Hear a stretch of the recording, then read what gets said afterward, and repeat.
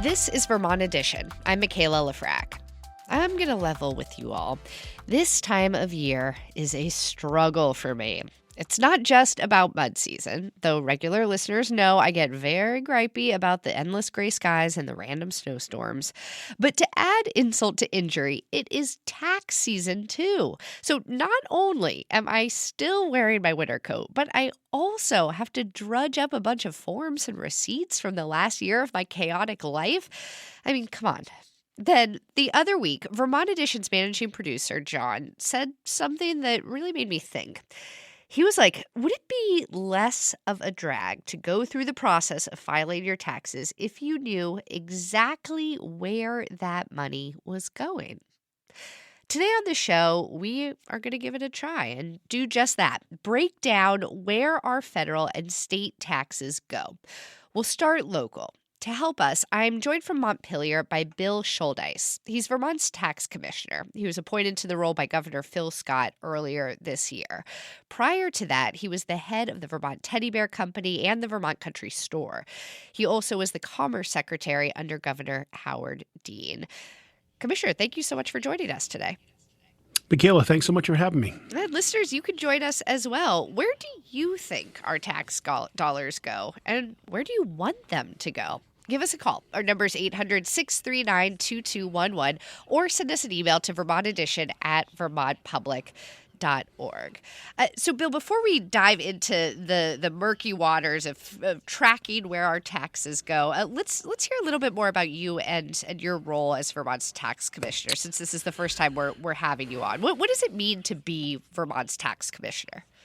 Yeah, thank you for the introduction, the opportunity to be here today. It's, as you said in the run-up to the show, it's tax season. April is the time when we all start to think through, where did I put that slip? What form do I need to fill out? How do I get it in by the 15th? So I hope everyone is getting through it the same way I am, and taking advantage of both the credits that are available, but also the timeline for filing. Yeah. So I've been in the governor's administration now. I started in February, which is always interesting to start a new job for sure. But it's even a little bit more interesting to start it in the middle of a legislative session. So we've been working with the team over in 133 State, which is where the tax department is located. And if anybody has any questions or needs, they can swing in and see us, or they can go online and see us at vermont.gov and look at the tax department, and we have forms and online assistance there, and we also have access to the call-in line if they need additional assistance. Can you all do our taxes for us if we show up? Yeah, the amount of people Michaela, that I've had call me and say, "Great that you're tax commissioner. Can you either do my taxes for me? Can I skip this year because you're my friend?" All of a sudden, I'm everyone's best friend. So do you get to make recommendations about how to change our tax system to the legislature? Yeah, so I think that falls into a couple of buckets, right? The first one is the taxes that we collect, and making sure that we do that in a way that is compliant with both the state and local regs, because there's local option taxes and there's now short-term rental taxes and there's other things that are out there. So making sure that people understand the taxes and they're compliant with filing their taxes and paying their taxes is something we spend a lot of time on. But more importantly than that, or as importantly than that, we want to make sure it's easy for people to understand the taxes and the tax code, which is a little bit of a conundrum at times. But we believe, and I believe the governor believes, that voluntary compliance with tax code is the best way. We do not want to be the gotcha gang who somebody filed their taxes and they did it wrong. We want to do everything we can to help people to get through that annual arduous process. I like the name. The gotcha gang would be a really good enforcement branch of your department. Well, we're certainly, and thankfully we got a great staff over there. We're not that, but annually, we will have a miscellaneous tax bill, which will be the result of talking to taxpayers talking to tax preparation providers, talking to members of the department who have been listening to taxpayers and have heard a ongoing concern with a particular form or something that may be not clear in terms of how they should be filing. And as a result of that, we will all participate equally and with the support of the legislature in getting those miscellaneous matters corrected and or passed through the legislature. So it's a very dynamic process, but it's one that happens annually, and we get an opportunity to weigh in at that point. What did you learn from your time leading large local companies like the Vermont Country Store and Vermont Teddy Bear that you're taking with you into this job?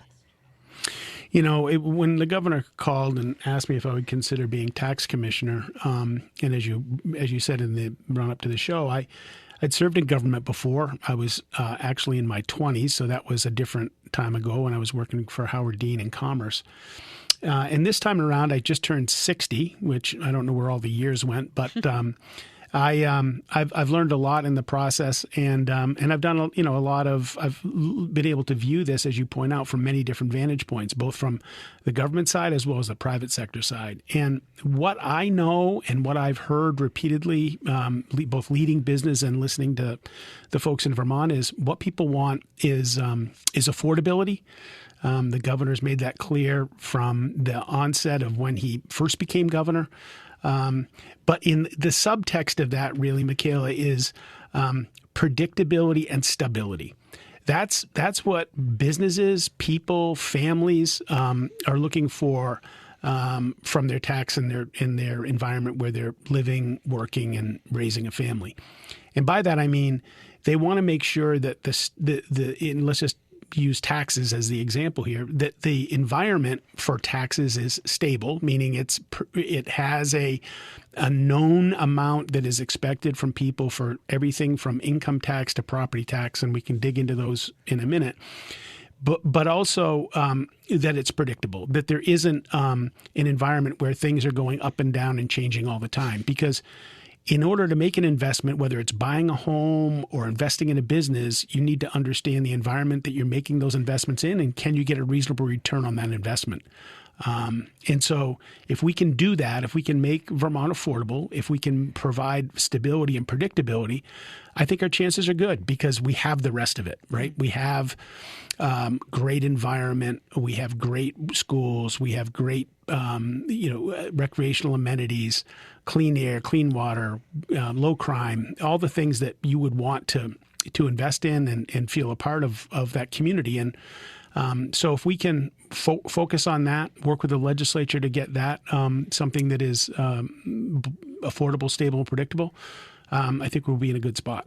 But how much control does the legislature, does Governor Scott really have right now? I mean, you keep talking about predictability, which I understand as a core value, but in the context of what's going on at the federal level, I mean, if the Republican-controlled Congress approves a federal budget that results in dramatic funding cuts to states, how predictable can we be? Like, we might have to, I don't know, either raise state income taxes. That's on the table right now. Could you see that happening? Yeah. Well, shifting from the state environment, which is what we try to control and be a part of, to the federal, Vermont relies a lot on federal funds. I'm not sure exactly what the ratios are, but we bring in the transportation fund, we bring in about $326 million a year to fund transportation, and that's gasoline and diesel and purchase and use taxes. But that is a fairly small number in the grand scheme of things relative to what we need to fund our entire transportation infrastructure in the state of Vermont. And that comes from the federal government as one example. Schools have money that come from the federal government. So what's going on in Washington right now, and you're hearing it every night when you turn on your TV or listen to the radio, pick up a newspaper. I'm dating myself. Not many people read newspapers anymore. But you see that unpredictability that's in there, and people are starting to second guess. What is happening? What can I predict? What is stable? And so I don't think that's good for anybody, honestly. And being in a place where we know what's going to happen at the federal level and can make those wise investments, I think are something that I hope we can get back to something that's more historic in terms of that predictable environment I spoke of. We're speaking with Vermont's tax commissioner, Bill Shouldice. If you have questions for him or thoughts on where our tax dollars should go, you can give us a call at 800-639-2211. Commissioner, let's break down first where our tax dollars are coming from, our state tax dollars. What are the main things that we're taxed for at the state level? So you got, Michaela, there's three, I'll call them three big buckets. And these have been them since forever.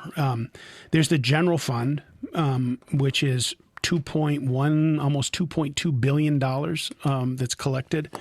And the big three, I would say, as sources of income for that are personal income, which is the tax filing stuff we just talked about, which raises about $1.3 billion a year. And then corporate income tax is another $248 million a year. And then rooms and meals is another $180 million a year. And then it goes down pretty precipitously from there to kind of round out what the general fund is. And the general fund is pretty much, Michaela, as it sounds. That's generally to fund state government and everything that we see here and need for both a safety net for those less fortunate to make sure that they're supported, as well as the other things that we begin to touch on, from roads and bridges and the funding of general government human services, and the list goes on. The second bucket is really the one that's getting all the attention this year in Vermont, in the Vermont legislature, and really at the request of the governor, which is the funding of pre-K through 12. And that's what's referred to as the education fund. And that's almost $2.4 billion. And that's really comprised of a number of, I would call it three big buckets underneath that. That sales and use tax is about $619 million. And then there's another statewide education property tax, which is $1.6 billion for a total of about $2.4 billion all in. And those funds are broken down by the homestead pays about $650 million to almost $700 million in homestead taxes, and then the rest is non-homestead, which is about $940 million. But if you take the state, what the state, as we all know, or maybe some don't, but property taxes are collected at the local level. You pay your property tax bill 1, 2, 3, 4 times a year to your municipality, and then it gets allocated, retained by the municipality, their portion, and the rest of it goes to Montpelier. But the education fund is about $2.4 billion, and it's really comprised of sales and use, homestead and non-homestead, to get you to that to get you to that number. Okay, so all this money is coming in to the state, and then it is redirected back out to programs that support Vermonters. Some taxes go directly to certain programs, and others go into a larger general fund, right, as you were just explaining. How many types of things, like the payroll tax to fund early childhood education that passed last year, how many of those types of very specific, I don't know what the correct phrase is here, taxes do we have? Well, I think they call them, historically they've called them dedicated taxes, Michaela, or a pure fund, which historically had been created for one purpose, and as you noted, the tax collected on payroll tax to fund pre-K is really where those funds are dedicated to is a significant number and a significant commitment to early childhood education, collected by the employer, paid by the employer, paid to the state for the purpose of and redirected to early childhood education, mostly pre-K. And I think that's 90-something million bucks. What do you think, as you have gotten your head around this role in the last month or so, what has surprised you the most about where Vermont's taxes go that you think like the average Vermonter might not be aware of or understand? Yeah, I think, when we talked about the three, affordability, sustainability, predictability, I think the one that is really center stage right now is the uncertainty around property tax. Double-digit rates of increase that are being felt, and if you're a retiree, they're on a fixed income. That's hard for them to really fathom and to absorb. You shift the gears though, and you look at young couples that are looking to stay in Vermont, move to Vermont. And they're looking at what a cost of a mortgage has gone up, but add to that what property taxes are going to be, and then add to that insurance, and it really starts to challenge both ends of the spectrum. Whether it's a young family looking to come to Vermont or an elderly couple looking to retire in Vermont, property taxes is something that we've got to get our arms around and figure out how we can live within our means and collect the taxes we need in order to fund that. So how do you think we should do that? To 12. Well, I think there's, the governor has put forth a plan. We've been working with House Ways and Means. Chairman Kornheiser has, been taking testimony. It's a complicated process, Michaela, to begin with, because there's so many different classifications that could come into play for how we take all these taxes that are collected and allocate them. So we're looking forward to coming up with something that we all can agree to. The legislative session is typically pretty short, but rumor has it that we're going to go longer this year to make sure we get something passed that will begin to address this problem. It will take multiple years to implement it because this is not a small problem, and there's we've prided ourselves historically on local control. We don't want to be heavy-handed from Montpelier to tell local schools what is good for them, but we got to make sure that we're taking those dollars that we're collecting, providing a quality education, and in doing so within our means. Well, the governor has committed to not raising taxes, to try to keep new fees out of the equation this year. But to return to the uncertainty that's going on at the federal level, I brought this up earlier, but I want to ask again, if Congress approves a federal budget that cuts funding that flows into states like Vermont, and we're either going to need to raise state income taxes, which sounds like it is on the table right now. Some legislators have proposed that, or cut programs. Is the governor prepared to make those cuts if he doesn't want to raise taxes? Yeah, I mean, the governor's been pretty clear about raising new taxes. That's not an option. Living within our means is, and, we have to really understand the impact that federal cuts or, things like the government not passing a continuing resolution to be able to fund the existing federal programs that we have right now.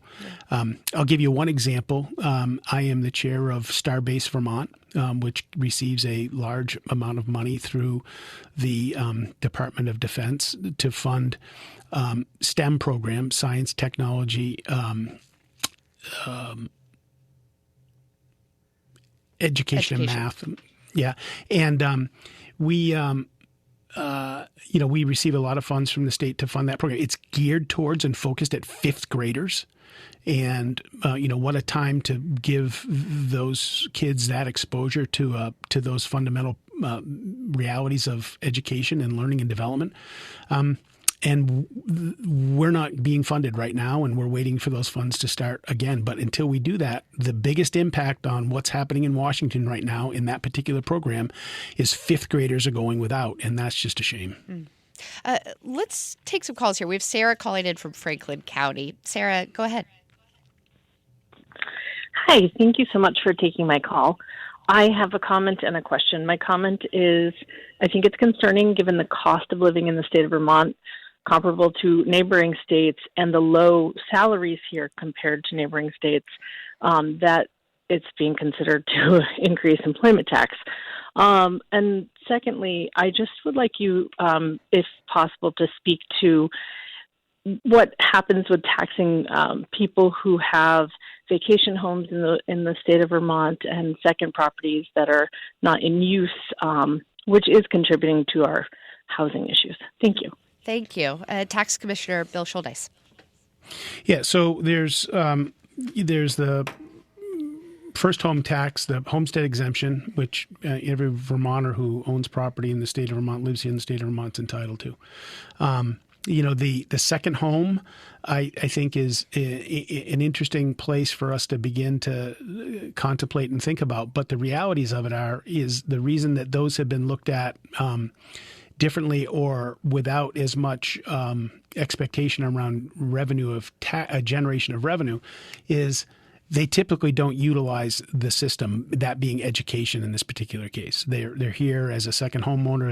It's a ski area. It's a home on a lake, but it's not something that they're bringing families into the system to be able to ask the state of the municipality in this particular case to educate them. So, I'm fully aware. My dad and I own a deer camp down in Benson, Vermont, and we're sitting here. I got a front row seat as to what may happen to my second home, my place where I go for a few weeks out of the year. But funding of education and looking at the various sources that we can look at, both homestead and non-homestead, I think is where the debate is right now. And there's been a proposal to increase those classifications to double digits, and to me, that just is from a tax administration point is not workable.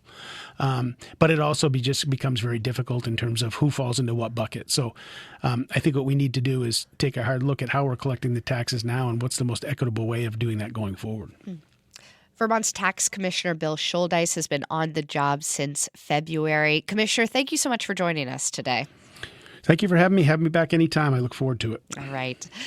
Well, if you're just joining us today, we are figuring out where our state and federal taxes go because 'tis the season. We're going to turn to federal budgeting in just a moment. If you have questions about where your federal taxes go or an idea about where you want them to go, give us a call at 800-639-2211. You can also email Vermont Edition at vermontpublic.org. More in just a minute. Stay with us. Welcome back to Vermont Edition. I'm Michaela Lafrac. Today, in honor of that most wonderful time of year, tax season, we are puzzling out where exactly our tax dollars come from and where they go. When we file our taxes, some of it goes to our own town or city, some goes to the state, and a lot goes to the federal government. We hope that money goes toward funding programs that help the general public, like, say, building roads, or to people who need it most, like disaster relief. But it's pretty hard to track our dollars as they make their way into the massive federal financial system.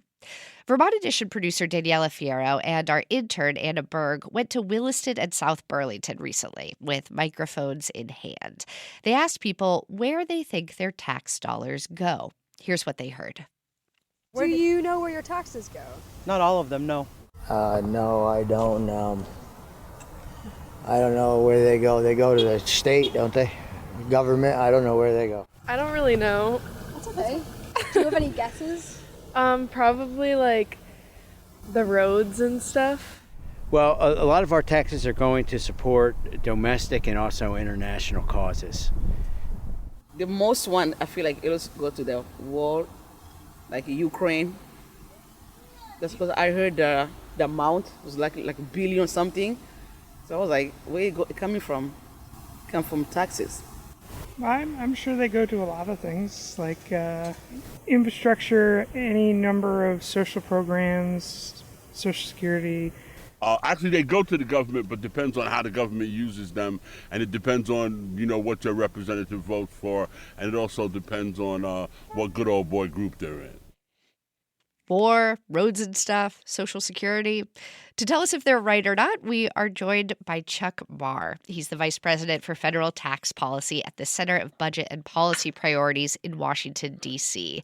In the late 90s and early 2000s, he was Senate Majority Leader Tom Daschle's economic policy advisor. He also advised the National Economic Council on budget policy during the second Clinton administration. Chuck Marr, welcome to Vermont Edition. Oh, thanks, Michaela. Thanks for having me. Wow. So what a time to be in Washington. What's it been like down there? Yeah, no, it's a very dangerous time. Very dangerous time. I think if you think back a few years ago, we faced this threat of a pandemic, which was a crisis like from the outside, a threat that was so unknown. And now we face a huge threat from the inside, right? We have a administration that's really trying to dismantle the federal government and is about to launch a huge trade war. So I think it's a very perilous time and but a very important time for people to pay attention. Yeah. A lot of change underway. Well, we just listened to some tape of people from our area who seemed somewhat unsure, as I am, about where the majority of their taxes go. Do you think this is pretty representative of the American public and their understanding of our tax system? Yeah, I think if you picked up, there were right answers there, right? Yeah, I think yeah, people latched on to things the government does.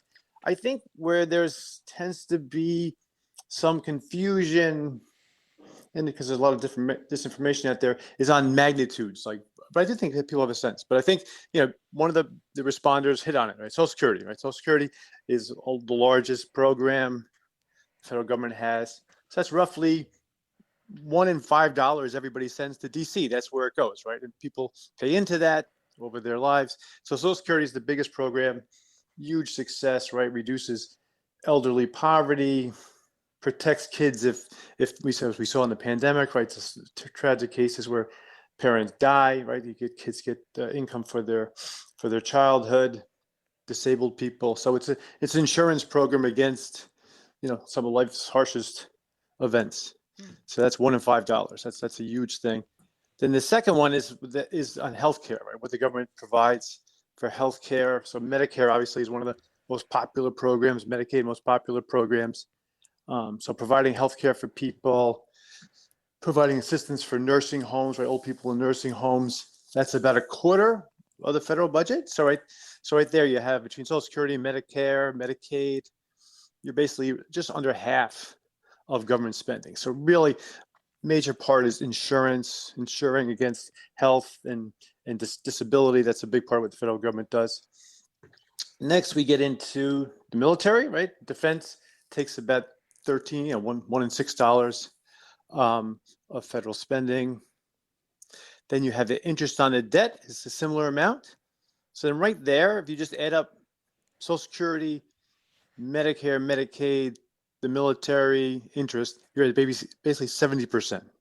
So $7 in your $10, or that's the main things the government is doing with that. And then you have veterans, right? Veteran retirees will take up. We can come back to veterans because they're really under attack right now. Veteran retirees, federal government worker retirees, and then you have the safety net, right? So unemployment insurance when people lose their jobs. Food assistance when people live in poverty, lose their jobs, have a crisis. And that gets you to around 80%. And then you have 15-20%, it's everything else, right? And you heard it in the responses. Infrastructure, right? Roads, education. Like science research is only 1% of the federal budget, but it's a really important 1%. And we see that is under attack right now. So I think if you ask the public though, they'd say like foreign aid was foreign aid is probably less than 1%, but most people in the public, I think, would multiply that by many, many, many times in their minds. And if you ask them about fraud, they would also invent a very big number for that, which is unfortunately is wrong. Well, this is a very limited sample size, but we posed this question on Vermont Public's Instagram feed. We asked, where do you think most of your federal tax dollars go? And most people said some version of the military or the Department of Defense, the Pentagon, war. One person wrote, not the potholes. Big issue here in Vermont. So there does seem to be a perception that a lot of money is going either out of the U.S. to foreign aid or to some sort of military spending or defense, which is a large bucket, you're saying.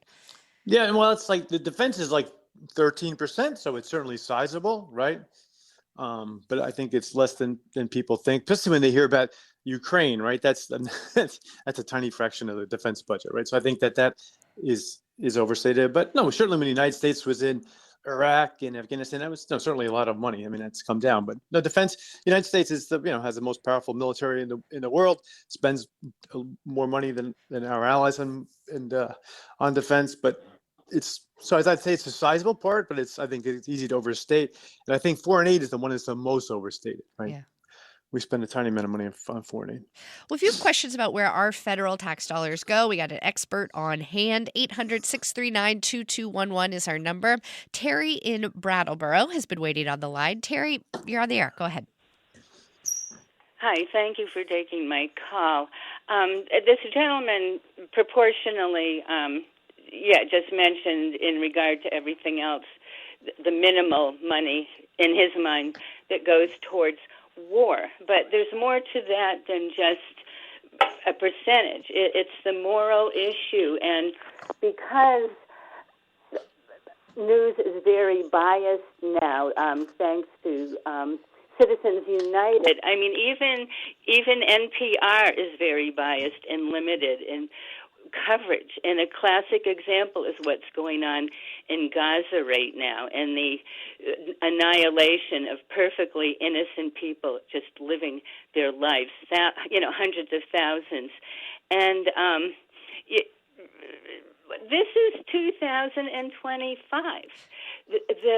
Terry, I'm going to jump in here because I'm hearing your point. I think, I hope I'm getting this right, that even though we're saying that maybe defense spending is less than what some Americans might think it is when it comes to that overall pie of our federal tax dollars, that we're still paying into a system to support foreign wars that some people do not support at all. Is that what you're getting from our caller as well, Chuck? Yeah, I completely agree. I wasn't trying to minimize. I mean, it's just, as I said, the United States has the most powerful, large military, very powerful military, and these are huge questions, right? Gaza, oh my God, Ukraine, huge public policy questions. But we're just talking about it just in terms of magnitude, how much the government spends. Is there a way to know how much of that money is going towards supporting specific wars versus like the money that is focused more on, say, national security or the development of new technologies that might be kind of overseen by the military? Oh, you have to dig deep underneath. I mean, right? I mean, as far as if the defense budget is $900 billion, and I mean, Ukraine depends on it's gone up and down. But I mean, so I don't have a great answer as far as splitting up the defense budget on hand. Yeah. Well, we do have to take a short break here. When we come back, I want to talk a bit about how people in states like Vermont might start to feel these changes that are happening at the federal level and there in Washington where you are, Chuck. But that'll be in just a moment when we come back. This is Vermont Edition. Stay with us. Welcome back to Vermont Edition. I'm Michaela Lafrac. Today on the show, we are figuring out where our taxes go. The federal government collects taxes to finance public services like health insurance, Social Security, and defense. Some of us are big fans of those programs. Others say they should be cut. Our guest is Chuck Marr, the Vice President for Federal Tax Policy at the Center of Budget and Policy Priorities in Washington, D.C. Now, as we heard earlier, members of our Vermont Edition team went to Williston and South Burlington recently with a microphone, and they asked people where they think their taxes should go. In my pocket.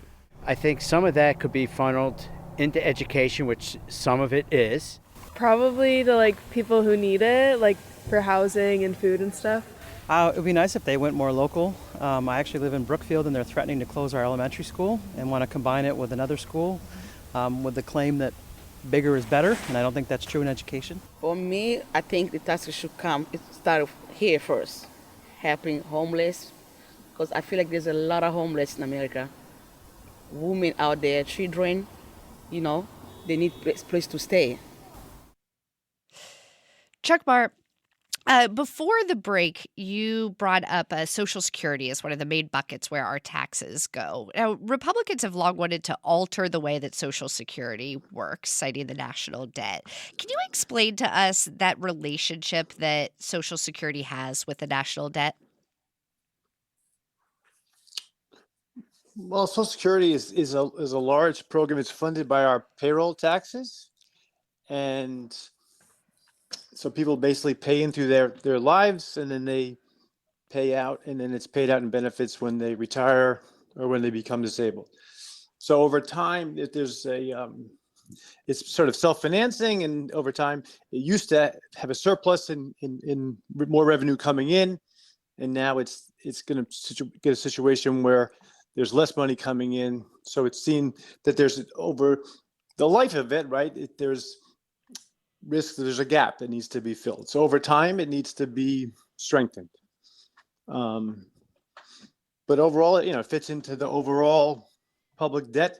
Social Security taxes are they're actually the highest taxes that average, middle class and working class people pay. Mm-hmm. So, Chuck, we talked a bit about how there are so many changes going on at the federal level right now, and the Trump administration and Department of Government Efficiency, led by Elon Musk, are making some massive cuts to federal offices. Obviously, the effects are being felt in very different ways here and abroad when people are fired and services are halted.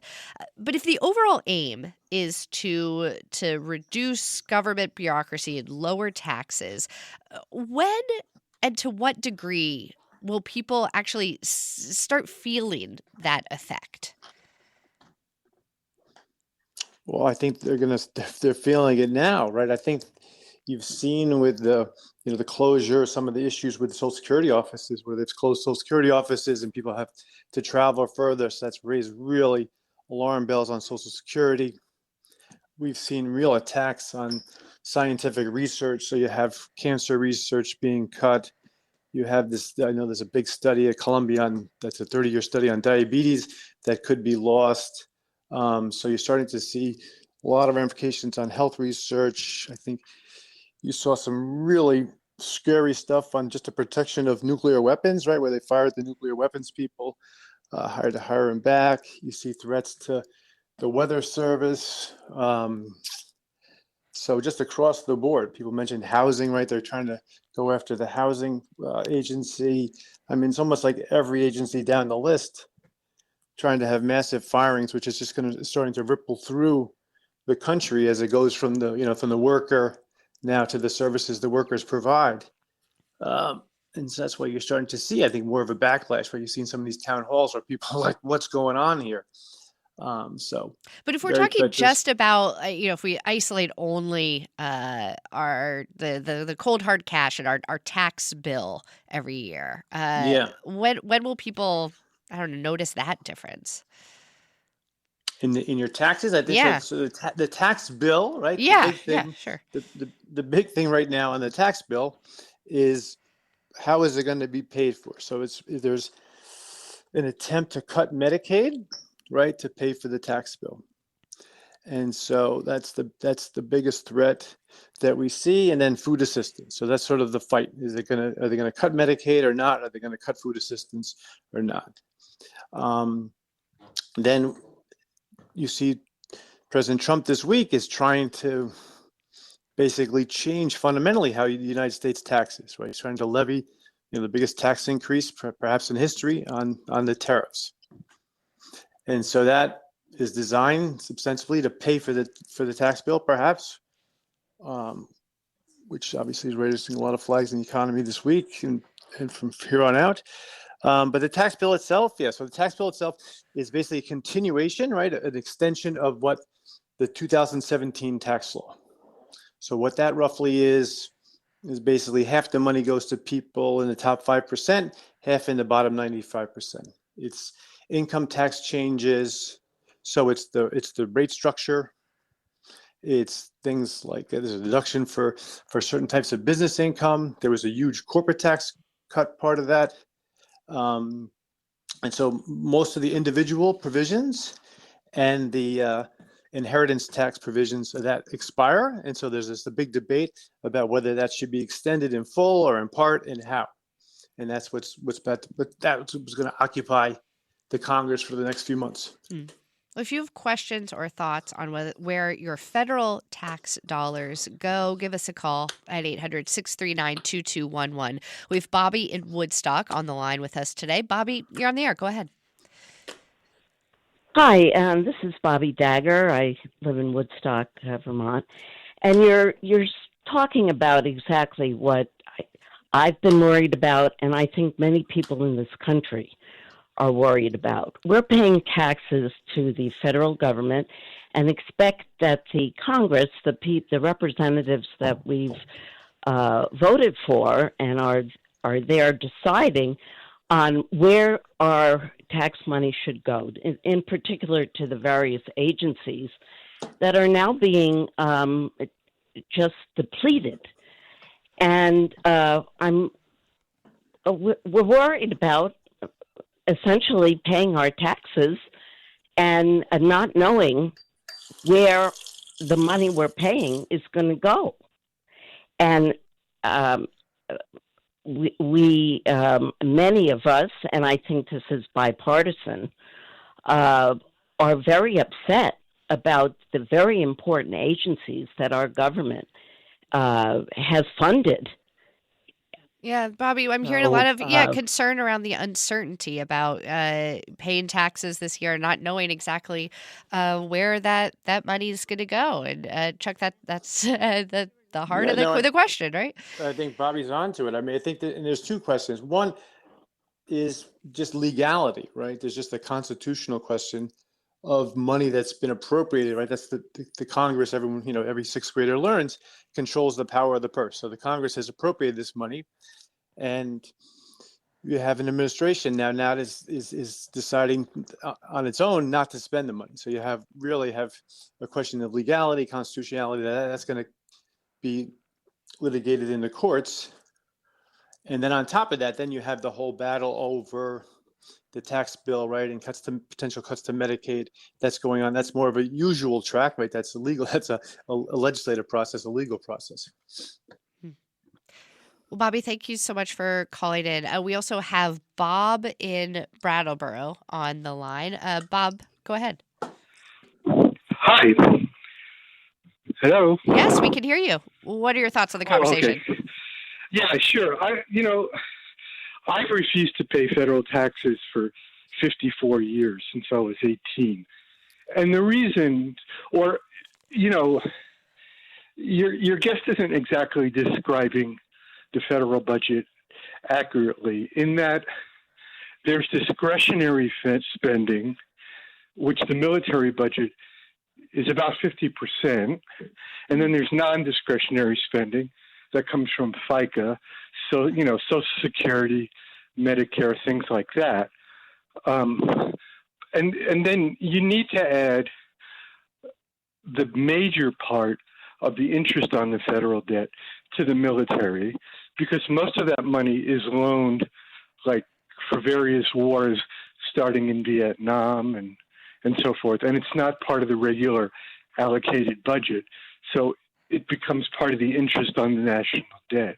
In fact, during the Vietnam War, because military spending was getting so large, the federal government started to include Social Security and Medicare in the budget to sort of make it look smaller. Bob, I'm just going to jump in here because I want to make sure we give our guest Chuck Marr a chance to talk through those numbers that you just brought up.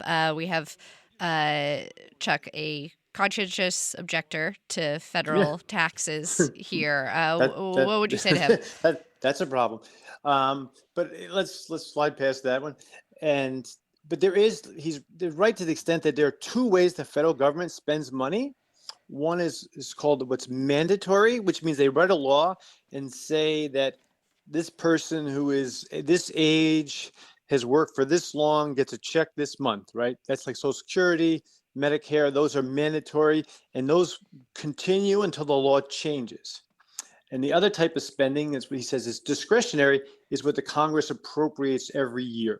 And that is true. So the mandatory is probably a larger part, and that's really Medicare, Medicaid, Social Security, right? Those are mandatory programs, and discretionary is what's done every year, and defense is a big part of discretionary.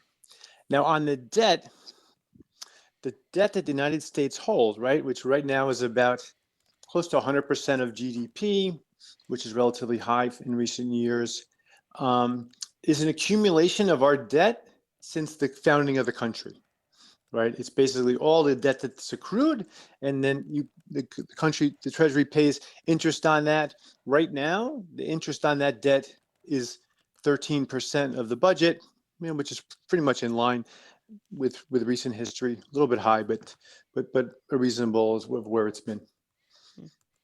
Let's squeeze in one more call here. Andy in Brattleboro is on the line. Andy, we have just about a couple minutes left here. I could ask you to be brief.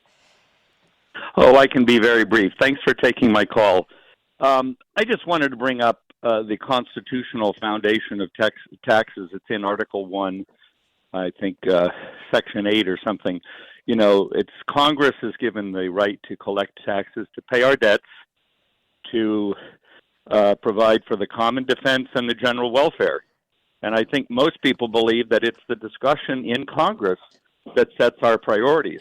Now, I would say that Congress has kind of mucked that up, but I don't believe that the poor functioning of Congress is the reason for passing it off to the executive, which is what's happening right now.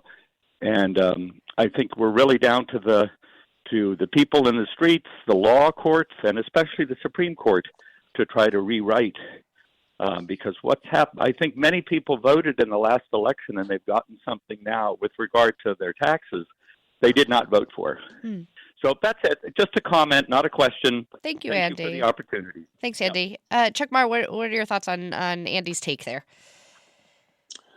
I think no question. As I mentioned before, I think every sixth grader learns that the Constitution, the power of the purse is with the Congress. And so I think we've seen that, it's been the executive tried to control that. And I think right now, and I think this is a question, right? This is going to play out in the courts, and hopefully that will be go back to what the Congress will reclaim its power.